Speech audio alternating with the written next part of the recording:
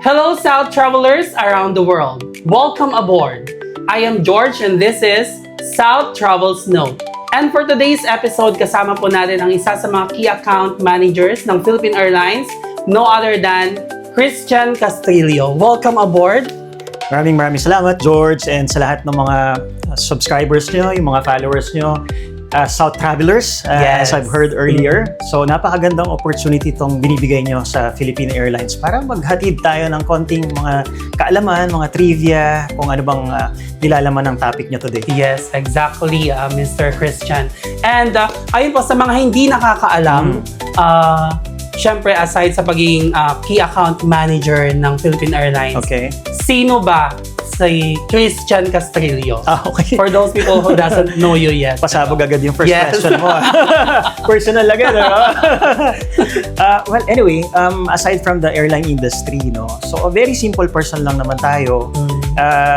Family man, so most of the time during weekends, holidays, so I just spend time with my family. And very eager kami into sports, so I could say na athlete din tayo. So we share the love for sports, and as an aviation guy, meron tayong total of almost 20 years of aviation experience. So kung tutusin, mas matagal tayo sa aviation kumpara sa relationship. Yeah, but seriously, I love connecting with people and creating opportunities. Okay, that's right. Sporty pa lang isang Yes. Christian Castrillo. So, matanong ko lang po, what inspired you to build your career in an airline industry? Actually, nung medyo bata-bata ako, ayan, ikakwento ko sa inyo, hindi ko naiisip talaga yung sarili ko to be involved with any airline industry. Kasi unang-una, takot ako sa heights eh. So, anything related doon, parang iniisip ko nakasakay ako na, alam mo yan, afraid of heights. But eventually, as we move forward, medyo na-inspire ako doon sa travel. Parang people connecting to dream destinations, ganyan. So you learn their culture, you learn, you get to see the history of the country, ganyan. So yung experience din ng mga tao, na-inspire ka pa nagkukwento sila about doon. So doon nag-transpire lahat na, wow, parang okay pala sa travel industry.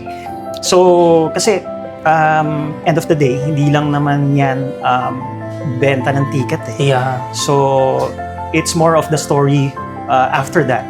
So whether this ticket is used to visit their loved ones, their family back home, or to visit their dream destinations, or to attend the special occasions. So it's more of the story behind it. So yun yung nagpapa-inspire sa akin. That's nice. Pero sir, that's very nice. So, before, nung bata po kayo, ano po yung parang naiisip ninyong career dapat na tatahakin? Nung medyo bata-bata tayo, marami tayong gustong gawin eh. Medyo business enthusiast tayo as early high school days. Medyo kung ano-ano na yung mga binibenta ko, nag-ukay-ukay ako. Like pulburon. Muntik na. Yeah. Anyway, Batangas ako galing. So, masarap ang pulburon doon. Marami tayong mga pampasalubong. Well, anyway, going back to your question. So, business-minded ka na talaga. Oo, business tayo. And siguro kung hindi talaga related sa airline industry, siguro into sales pa rin. Kahit ano sigurong industry, yun yung bata-bata. Pero as we go along, medyo nagbibinata. Ayun, nagbibinata. So more iniisip, more iniisip natin is yung more balance sa sarili, more balance sa family siguro. So siguro I will be enthusiast in putting up a business with less effort and more returns. Probably in real estate siguro magpaparenta. Yeah. And then dodoblehin, ganyan. So at least you have more time for yourself Like and mga your family. apartments. Yes. That's So, if not for the industry, it will be for business. Yes. And then matanong ko lang din po, nakailang countries na po kayo nang na-visit? Ako, hindi ko na mabilang. Wow, mga pero 102 ba yan? Parang 103.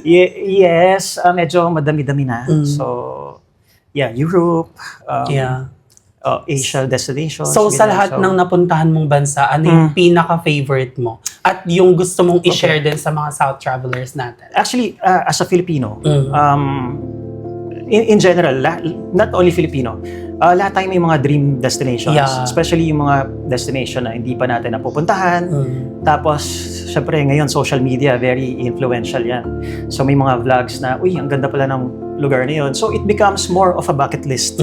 So, yung sinasabi natin, what's your favorite destination o ano yung pinakagusto mong destination? I would say it's rather as a bucket list. Kasi, once you go there, parang gusto mo naman itry yung iba. Iba naman. Ibang experience. Yeah. So, deep inside, ang talagang nasa isip natin, nasa puso natin, is still Philippines. Yeah. We're still longing to going back to the Philippines. Parang ano yan paglalabas ka ng bahay. Iba-ibang sapatos sinusot mo. Depende sa okasyon na pupuntahan mo, di ba? Pero pag umuwi ka, yung tsinelas or sleepers mo na Kahit most luma na comfortable. yan. Yeah. Yun ang babalik-balikan mo, yun yung susuotin mo pa rin. So, it applies to dun sa question mo na we may have a different travel na plans or yung mga target na destinations na gusto natin puntahan, yung mga dream destinations natin, but bakit ba tayo lagi umuwi? Yeah. Ba't ba laging Philippines yung mostly tayo nagta-travel? Because this is our favorite. This is embedded in our hearts. Iba pa rin ang Pilipinas. Yes, yung mga relatives, family, friends, food, di ba? Yung culture, dito tayo welcome na welcome. Exactly. Yes. Yes, that's right. So, iba pa rin talaga pag babalik-balikan natin ang sarili nating bansa, ang bansang Pilipinas. Correct. So, speaking of the Philippines, sir, Philippine Airlines has this tagline po na the heart of the Filipino. So, personally, ano po yung meaning sa inyo nung tagline na yun? Magandang katanungan, ano? The heart of the Filipino is basically rooted with our culture. Yung distinct and warm hospitality ng mga Filipino, it's more of the care that comes from the heart.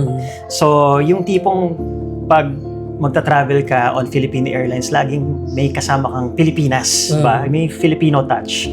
Pero syempre, hindi kasama yung traffic sa EDSA. Hindi kasama Hindi yun. kasama yun. Oo. So, feel at home ka lagi kapag mag-ride ka or magte-take ka ng flight on Philippine Airlines. That's actually true kasi I've tried many times na sumakay ng Philippine Airlines. So, iba talaga yung yung smile ng mga kababayan natin, which is I'm talking about the FAs, 'di ba? So, yung warm welcome nila and then yung pag narinig mo na yung mabuhay. Welcome to Philippine Airlines. Parang ganun. Correct. So, ayun lang, parang kakaiba talaga yung feeling. So, Oo. that's very true. Hindi pa sila nakakarating dun sa final destination Parang sa Pilipinas. feeling mo, Parang nasa Pinas na sila. yes, yeah, exactly. Actually, that's the same thing na sinasabi namin sa mga other nationalities. We always welcome them to travel to Philippines and take Philippine Airlines para kumpleto na yung travel nila, experience. Yes. From the flight pa lang, from Dubai pa lang, sa boarding pa lang nila, mafe-feel na agad nila iba to. hospitality. Distinct hospitality ng mga Exactly. Pilipino. Which is tayo lang yata yung may ganon. Yes, yes. Yeah, I think so. And then moving forward, pagdating naman po sa business, sa tingin nyo po, ano yung pinaka-rewarding part ng pag-build ng relationship sa inyong mga business partners and clients? I would say, ang pinaka-rewarding na part in building the business relationship is when the business relationship itself becomes a genuine friendship. So yung mga tipong nag-uusap kayo, hindi na about numbers, hindi na about target, yung minsan tatawag sila sa'yo, magme-message para kamustahin ka, para sabihin, uy, thank you uy, congratulations tas saan? Ganun. Because of your support, dahil sa tulong mo sa amin, dahil nag-grow namin yung business namin because of you. Yung mga tipong kahit hindi mo na masyadong kausapin, nanganganak na. Kumbaga, kusa na sila nagpo-provide ng business for you. So, yun naman yung maganda doon. Kumbaga, nag-grow Yes, and hindi mo inaasahan. And nire-refer nila, and they're very loyal na taking Philippine Airlines. Very supportive. Yes, speaking of business, so I've heard the good news na magbabalik na po sa Himpapawid ang Dubai to Manila, Manila to Dubai flight. So this October 2, 2026. Yes. Ano ang mga latest promotions natin and ticket fares na pwedeng abangan or dapat abangan ng ating mga South travelers? Yes, George, tama ka dyan. Philippine Airlines matagal nang inaabangan talaga ng pagbabalik. So, we are happy to announce na, yes, October 2, our flight will resume between Dubai and Philippines. For the first few weeks, until from October 2 hanggang October 24, it will be 4 times daily. And from October 25 onwards, magiging daily flight na siya ulit. And meron tayong mga nakahandaan na promotional fares. Available yan sa South Travel. Mag-book na kayo ng Philippine Airlines for your travel from October 2nd onwards. As low as 1,200 base fare, plus taxes. So, may enjoy nyo na with 46 kilos baggage allowance, direct flight, and maganda yung schedule natin ng timings kasi evening departure, dadating alas 9 ng umaga sa Philippines. So, they have all the time to spend in the Philippines. And if they have connecting flight, whether domestic or international flights, so they can able to capture that. Yeah, at syempre malaki talaga yung check-in baggage natin. Yes, so, yes. marami tayong madadalang mga tsokolate Yes, at pasalubong. Kaya tayo the heart of the Filipino. Yes. Kasi talagang tinatap talaga natin yung heart ng mga Filipino. Ano bang gustong-gusto natin lagi? Magdala ng pasalubong pauwi ng Pilipinas. So, dyan na-create yung 46 kilos natin na 23 plus 23 kilos. Para wala nang iyakan sa airport. Wala nang wala nang tanggalan sa maiiwan. bagahe. Wala na, kasi kawawa naman yung iba. Minsan lang makauwi, di ba? So, kagustuhan nila na makapagdala ng mga pasalubong. Minsan, after 10 years pa sila bago makauwi. So, syempre, ayaw naman nila na may mamimiss out sa mga mahal nila sa buhay. So, this is for them, this is for you, this is for everybody na take advantage tayo sa Philippine Airlines. The Yes. most generous in terms of baggage allowance. Yan po. Aside sa 46 kg, meron pa tayong 7 kg hand carry. Yes, hand carry. Yes. Yeah, so... Sa mga business class passengers, mas malaki yung baggage allowance nila. 32 plus 32 kilos. Total of 64 kilos naman kapag business class passengers. That's good. Also pala, since na magre-resume tayo ng flight on October 2, by October 25 naman, we'll be using the aircraft Boeing 777. So, because currently we're using Airbus 330-300. Bagong-bago yan. Yes, equipped to ng in-seat monitors. So, they can enjoy the entire flight with the entertainment system. So, available to during winter season from October 25 till March 26, 2027. Wow, that's Yes, very so take good advantage news. na tayo dyan. That's right. Kasi para sa ating mga kababayan na uuwi ng Pilipinas. Pero aside dyan sa destination na yan, ano pa yung mga possible na destination na i-recommend nyo na i-book ng ating mga kababayan or ng ating mga South travelers? Actually, we have a wide variety of travel destinations, whether domestic or international destinations. So, we have over 7,000 islands, right? So, explore nyo lahat yan. Maximize nyo yung opportunity para maikot yung Pilipinas. Most of the major domestic hubs, domestic destinations, lumilipad ang Philippine Airlines, Cebu, Bacolod, Davao, Boracay, Palawan. So, yan yung mga pinagmamalaki natin destination sa Pilipinas. So, sa mga international destinations naman, like Japan, very famous yan sa mga Filipino going to Japan. Also, Bangkok, Singapore, and also Australian routes also to US, ganyan. So, may mga flight tayo dyan. May enjoy nila, of course, yung 46 kilos na baggage allowance. Tag through yan to the final destination. Carry over yung 46 kilos na all the way dun sa final destination nila. And of course, aside from the Filipinos and the other nationalities as well, we can invite them to explore, di ba, yung the Philippines and also the other countries around the world. Oo. Yeah, so of course, we have the best destinations in the Philippines. We have the known and best beach destinations, pristine sand out there. So marami, so marami tayong may pagmamalaki all throughout summer or any season of the year. May enjoy nyo with your family and also encourage natin other nationalities also. Maraming mga ibang nationality di na nga umalis sa Pilipinas. Oo, gusto talaga. Yes, Siargao. Yes, very very famous ang Siargao ngayon. So actually laging lumalabas yan sa mga vlogs na talagang mas marami na ngayon ang mga other nationalities compared dun sa mga locals na nandun. Sa Siargao. Yes, oo. So, yeah, maximize nyo. Discover Philippines, explore, and you'll get something special about it. Yung mga experience nyo. talagang memorable. Yes, and fly with the Philippine Airlines. Of course, let Philippine Airlines take you there. Exactly. And gaya nga nang nabanggit nyo, almost 2 decades ka na sa industry. So, at ang dami mo na rin napuntahan ng mga bansa. Yes. Para sa mga South travelers natin na gustong mag-travel, kung meron kang travel tip na gustong i-share sa kanila, ano ito? At paano na ito magagamit?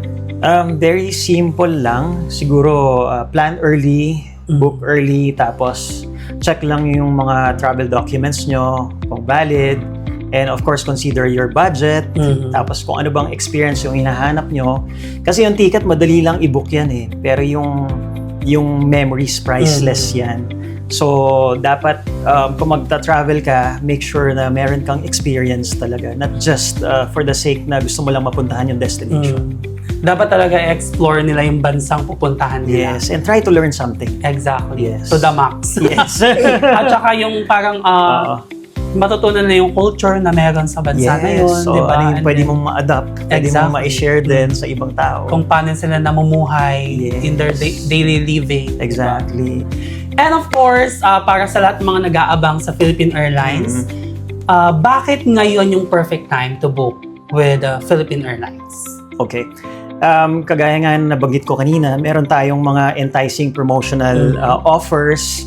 Although we are resuming on October 2, so it is a perfect time to take advantage of those promotional fares kasi very limited lang siya. So take advantage kasi mas mura talaga to compare sa mga regular prices natin. But of course, subject to availability and seasonality. Yeah. So book now. Yes. So that's perfect sa ating mga South travelers. Once again, maraming salamat Mr. Christian Castrillo sa pagpapa-unlock at pagbabahagi po ng mga promotion ng Philippine Airlines. And ganoon din, on behalf of Philippine Airlines, maraming salamat din, George, and sa entire South Travel group or department, and sa mga nagagandahan, mga staff dito, mga mababait. So, you're always on our heart ba? Baga, hindi lang the heart of the Filipino, hindi lang pampasahero, kundi pati yung mga sumusuporta sa Philippine Airlines na kabilang kayo and sa opportunity na binigay nyo sa amin para makapagbigay ng mga informasyon sa mga viewers, sa mga existing at sa mga possible clients nyo. It's our pleasure, sir. Thank you very much. Ini-encourage ko po kayo na mag-book na po kayo sa South Travels ng Philippine Airlines, the heart of the Filipino. And once again, I am George and this is South Travels Note. Keep dreaming, keep exploring, keep traveling. Have a safe flight.